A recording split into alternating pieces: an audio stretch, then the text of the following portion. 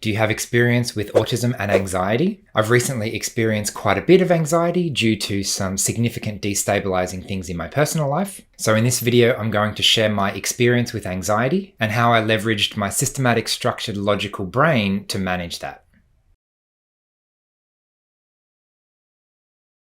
Hi everyone, Paul Mikolev here from Autism from the Inside. I make weekly videos sharing the human side of autism, so make sure you hit subscribe to get the latest content.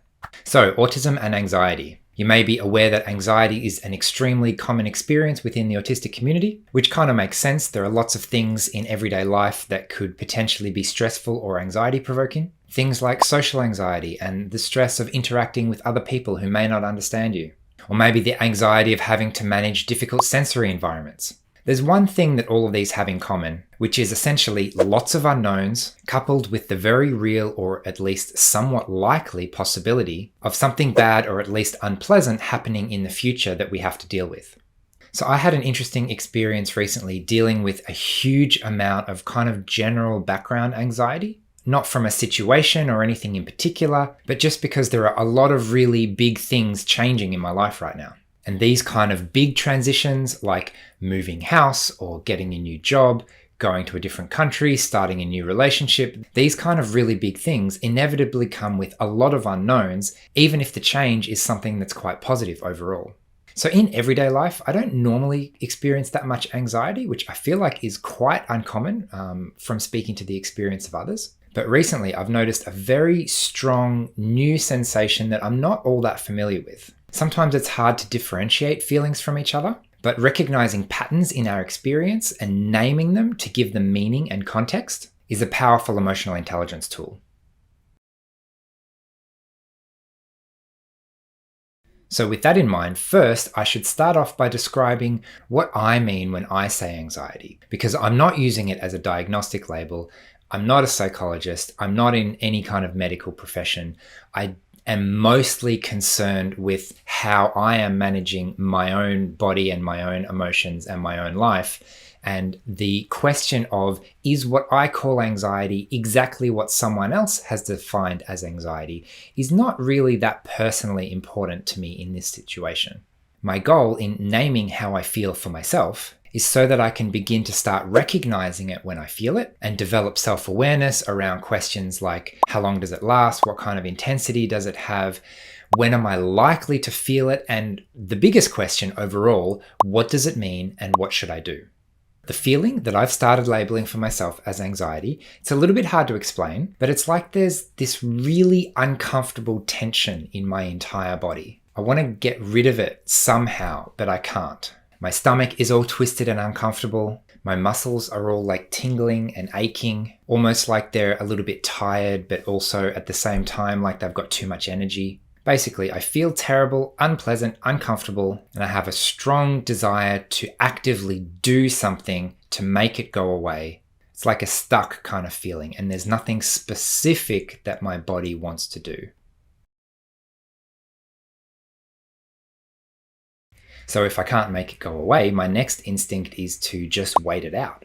I know the feeling will pass eventually, or at least I'm hoping it will. So I start looking for ways to shortcut that process. Things like having a nap and just sleeping until I'm better.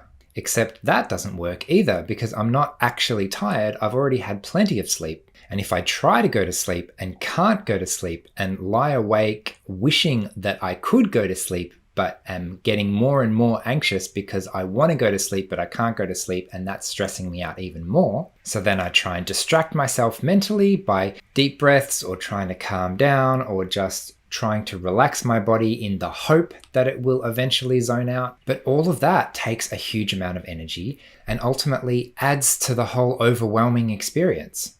It's like I'm trying to fight something off by deliberately trying to focus on other things, but this feeling keeps distracting me and drawing me back and drawing me out of being able to focus on other things, which makes it hard to get things done, hard to pay attention, and is, as you've probably gathered by now, an altogether miserable experience. When this kind of thing happens, my logical brain tells me something like, there must be a reason for this feeling. Why are you feeling like this? If you could figure out what the reason is and what your body is trying to tell you, then you could do whatever it needs, whatever it wants, so that you'll feel better again. But that's a bit of a trap too, because I can very, very easily find reasons for feeling terrible. When I feel that bad, everything around me is also terrible. It even radically colors my memory and my imagination. So if I try and remember something good that's happened, I can't do it. Or when I try and imagine what this new change is going to bring and all the things that I used to be excited about, suddenly that excitement evaporates and it's just nothing but things to do and overwhelming change. There are just way too many potential factors. Maybe I'm tired. I'm obviously already overwhelmed. Maybe I'm getting sick. Maybe I had an awkward social interaction recently. That sounds likely. Maybe I've been doing a lot of life admin and that's got me down. There are so many potential things, but no one specific thing that would actually be helpful. But again, rationally, I'm thinking, yesterday I was fine. Yesterday I was feeling pretty good, actually. So if I was on track and everything was manageable then, what's different today? Why is everything suddenly an overwhelming crisis? And this helps me to answer the actually important question in this situation, which is, do I need to do something? Do I need to change something or not? Interestingly, I've found that the answer is almost always no. Actually, everything is okay, I'm just feeling terrible. It reminds me of some really good advice that I've heard that comes out of the Ignation spiritual tradition, which basically says, don't make decisions when you're feeling desperate.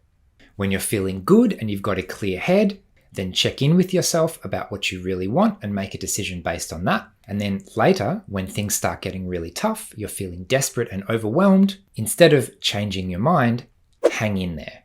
So for myself, I often bring that advice to mind. It also reminds me of an analogy of sailing a ship through a storm. Like when you can see clearly, we've set the navigation and we're going in this direction. And now suddenly we're in the middle of a storm. We can't see anything. Everything seems to be chaos. So what we don't want to do is radically change course, because when I could see where I was going, I thought this was the right way. So now that I can't see, I'll just keep trusting my previous self that I was on the right track before. And then hopefully the storm will pass eventually, and one day, at some point, I'll be able to see clearly again and then see if I need to correct course. What does help quite a bit for me personally in this situation, though, is finding a reason for that anxiety. Not necessarily a single reason, but just doing a little bit of stock take and recognizing that it does make sense that I might feel this way at this time. It's probably going to be something like, I've been working really hard recently. I've been pushing myself quite a bit. I'm emotionally drained for one reason or another. Or maybe I've been looking at lots and lots of options, trying to research and find the best way forward, but I'm just storing it all in my head and I haven't actually made a decision about it yet. So a good example, that big change in my personal life that I mentioned earlier, I'm moving house. A fairly common occurrence, yet also can be insanely stressful. I spent weeks researching properties, doing inspections, contacting agents, filling out forms, all the while having no idea where I was going to live in a month, right? That is inherently destabilizing. So one of the things that my anxiety was telling me was, ironically, there are some things that are out of my control. And when I try too hard to bring the things not in my control within my sphere of influence, I spend a lot of energy for very, very little return.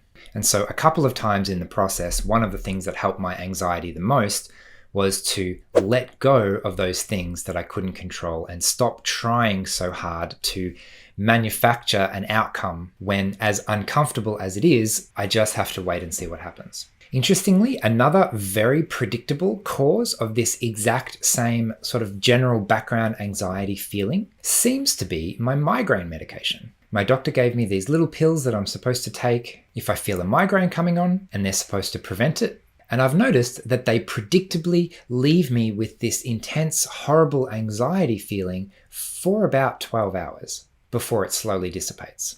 Now, if I have a migraine, there's already plenty of reasons to feel terrible.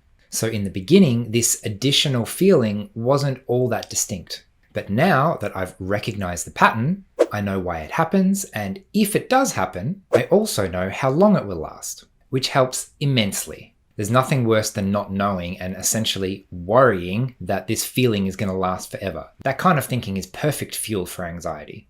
It also helped me make a decision. I've decided that a 12-hour migraine, which is again predictably roughly how long it's likely to last, is much better than 12 hours of intense anxiety.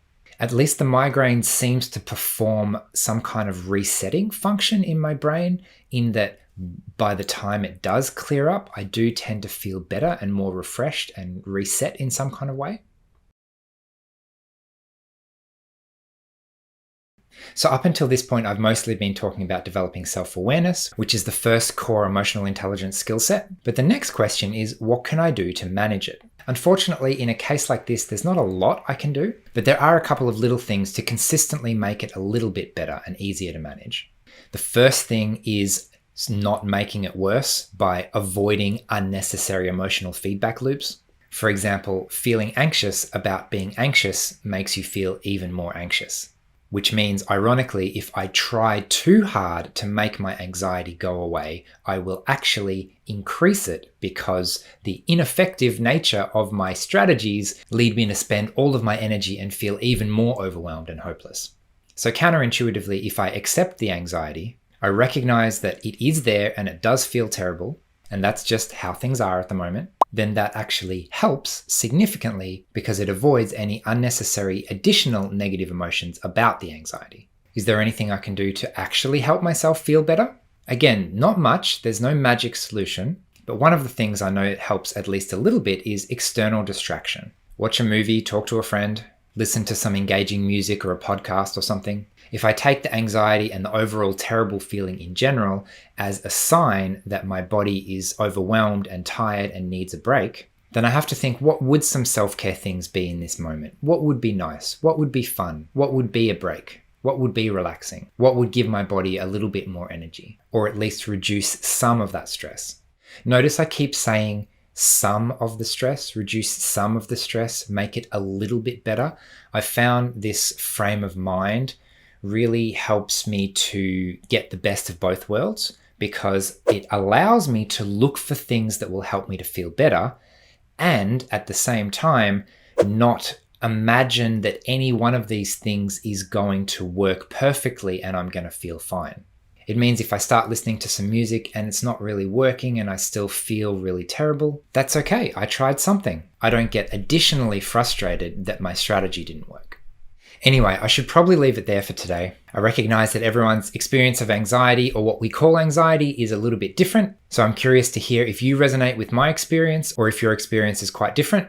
So please leave a comment letting me know what you think. If my way of tackling this problem has piqued your interest, and you'd like to learn more about different strategies to manage your own emotions, you might like to check out my online emotional intelligence course. It's designed as a 12-week program, but you get access to all the resources, which means you can take it at your own pace, whatever works best for you.